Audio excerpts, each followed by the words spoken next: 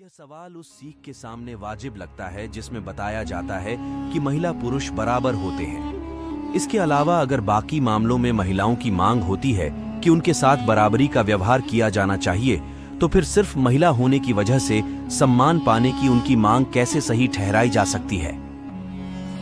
किसी को भी उसके लिंग के आधार पर विशेष दर्जा देना या उसके साथ खास तरह का बर्ताव करना बराबरी के मूल सिद्धांत के खिलाफ ही लगता है। क्या महिलाओं का सम्मान सिर्फ इसलिए किया जाना चाहिए कि वे महिलाएं हैं? इस सवाल का जवाब कई महिलाएं नामे देती हैं। दिल्ली में रहने वाली और एक अंतर्राष्ट्रीय एड एजेंसी में काम करने वाली कोमल मीना कहती हैं, एक समय था जब इसकी जरूरत थी, अब भी कई जगहों पर है। लेकिन अगर हम दिल्ली की बात करें तो यहाँ महिलाएं सिर्फ थोड़ी सी असुविधा से बचने के लिए कुछ प्रिविलेजेस चाहती हैं और इन्हें ही वे महिलाओं का सम्मान करना बताती हैं।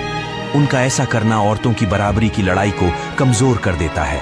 हमें बस ये ध्यान रखना चाहिए कि असल मकसद बराबरी है, विशेष दर्जा पाना नहीं।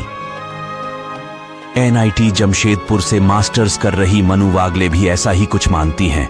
वागले बहुत जोश के साथ कहती हैं, नारी देवी होती है या पूजनीय होती है, ये सब बकवास बातें हैं। अगर कोई महिला कुछ अच्छा काम करती है तो मैं उसे बुरा कहते नहीं, तो बिन कुछ किए फोकट में सम्मान चाहने वाली महिलाओं के लिए मेरे पास पूतना ताड़का जैसे ही शब्द हैं। रेस्पेक्ट उसे ही मिलनी चाहिए जो डिजर्विंग है। यहां पर यह कहा जा सकता है कि किसी मल्टीनेशनल कंपनी में काम करने वाली और किसी राष्ट्रीय संस्थान में पढ़ने वाली लड़की के लिए ऐसी बातें कहना आसान है।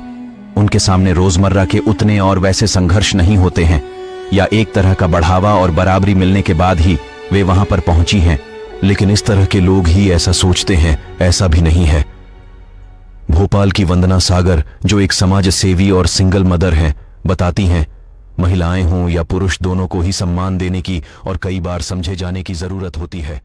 एक को सम्मान देना दूसरे